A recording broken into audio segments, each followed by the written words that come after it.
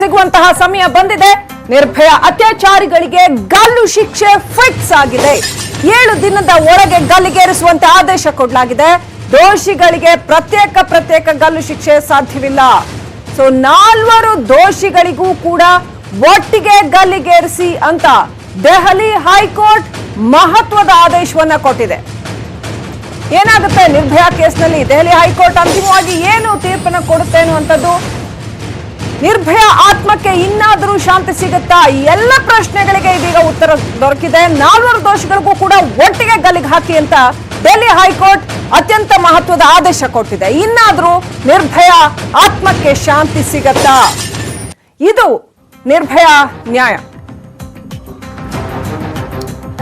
ಯಾರ್ಯಾರು ಅಂತ ನಾವು ನೋಡ್ತಾ ಇದ್ದೀವಿ. 19 ವರ್ಷದ ಪವನ್ ಗುಪ್ತಾ ನಿರ್ಭಯ ಕೀಚಕರು, ಇವರೆಲ್ಲರೂ ಕೂಡ. ವಿನಯ್ ಶರ್ಮಾ 20 ವರ್ಷದ ದೆಹಲಿಯ ವಿನಯ್ ಶರ್ಮಾ,